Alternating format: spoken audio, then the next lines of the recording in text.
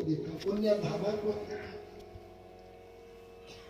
जब पुण्यधामा को देखा तो संत जाकर के उस पुण्यधामा के पास पहुंचे, और जैसे ही पुण्यधामा के पास पहुंचे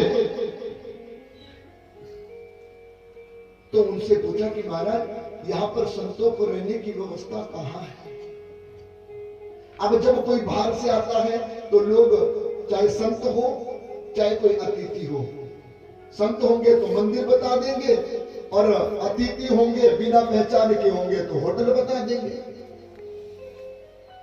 अब उसने कहा महाराज ये तो मैं नहीं जानता कि संतों का ठिकाना कहाँ है, लेकिन अगर आप रुकना चाहते हैं तो यहाँ पास में किसी में मंदिर है, जिस मंदिर में कथा लगी हुई है, आप वहां जाकर के विश्राम कर लीजिए। अब संत उस पुण्यधामा की वार्तालाप को सुनकर के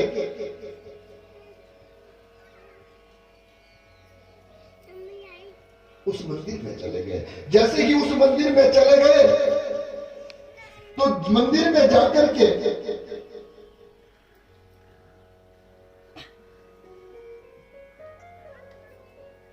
ब्राह्मणों से मिले।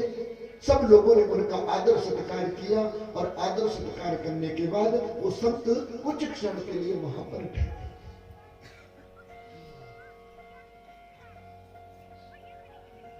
जब वो वहां पर ठहरे तो सुखदेव कहते हैं राजा परीक्षित, एक दिन उस गांव के पास में ही गंगा बहती थी।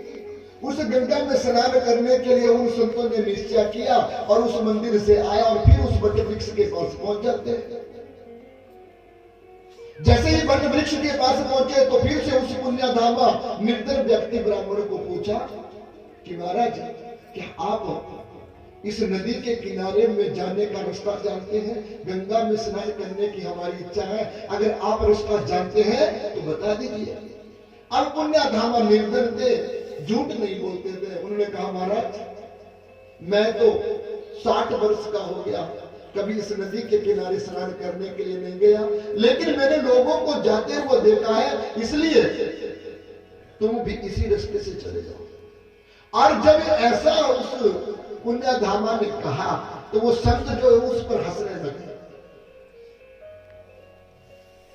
कि देखो इस मानव को जिसकी 60 वर्ष की उम्र हो गई और पास में ही गंगा बहती है, एक दिन भी स्नान नहीं किया और मुख पर ही कह दिया कि तुम्हें तो मर जाना चाहिए। गंगा के किनारे रहकर के भी गंगा का जल पान नहीं किया, गंगा का स्नान नहीं किया, ऐसे जीवन को जीने से कोई भी फायदा नहीं। और ऐसा कहकर के चले। लोगों से रास्ता पूछा, लोगों से जब रास्ता पूछा तो नदी के किनारे पहुंचे तो क्या पाया कि जहां पर गंगा बह रही थी वो गंगा सूख गई। अब उस गंगा को ढूंढते ढूंढते वो लोग गंगा के किनारे से चलने लगे और चलते चलते कहां पहुंच गए? गौमुख के पास पहुंच गए। लेकिन जब गौमुख के पास भी पहुंच गए तो गंगा सूखी की सूखी। अब उन संतों ने कहा कि हमारे अपने जीवन में जप किया, तप किया और जप तप करने के बाद नित्य गंगा में स्नान करते थे, लेकिन किस अपराध के कारण आज ये गंगा हमारे से नाराज होगी? जिस जगह पर हम पहुंचते हैं उस जगह पे गंगा का पानी सूख जाता है।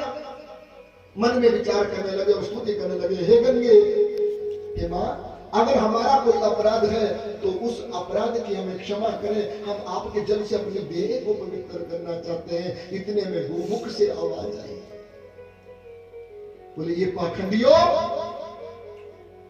तुम अपने मन को अपने चित्त को तो साफ नहीं कर सके, लेकिन दूसरे के जीवन के चरित्र का उच्चारण करते हो, उसका परिहास करते हैं। ऐसे दुष्ट मेरे जल को स्पर्श नहीं कर सकते। अब संतों ने कहा हमने तो किसी का परिहास नहीं किया। गंगा ने कहा क्यों नहीं किया? तुमने मेरे भक्त पुण्यधामा का परिहास किया। वो भले ही मेरे जल से स्नान नहीं किया है, लेकिन मेरा ही बालक है, उसके अंदर तुम्हारे जैसा अहंकार नहीं है, निष्ठावान है, और निष्ठावान होने के कारण वो मेरा भक्त है। जिसके अंदर मन की सुरता होती है उसे शरीर की सुरता करने की जरूरत नहीं है। संत ने कहा माता इसका प्रायश्चित क्या होगा? बोले तुम दोनों संत जाओ और उस पुण्यधामा के चरणों की सेवा को करो, और पुण्यधामा जब तुम्हें माफ कर दे तो साथ में लेकर के तुम उसको मेरे नदी के किनारे लाओ, और जब पुण्य धामा गंगा का आह्वान करेगा तो मैं प्रगट होकर के तुम्हें दर्शन दूंगी। अब दोनों संत गोमुख से वापिस आए, पुण्य धामा के पास पहुंचे तो पुण्य धामा के जब शरीर को देखने लगे, कैसे माफी मांगे? 60 वर्ष का मैल चढ़ा है, मुंह हाथ देखने लायक नहीं है, नाखूनों की लंबाई कोई नाप नहीं सकता, बालों का दर्शन कोई नहीं कर सकता, लोगों का जूठा खा करके अपने जीवन को जीता है। उसके ऊपर देख कर करके वो संत सोचने लगे कि ये भगवती गंगा का भक्त कैसे हुआ। मन में ये सोचता, लेकिन वो जान गए कि अगर हम इसके प्रति फिर परिहास करेंगे तो गंगा हमसे रुष्ट हुई है। दोनों संतों ने निष्ठावान होकर के उस संत के चरणों को छुआ, उस चरणों को छू करके उस पुण्य धामा को साथ में लिया और नदी के सूखे रेत में खड़ा कर करके उससे कहा कि तुम पुकारो कि हे गंगा मैया दर्शन दो।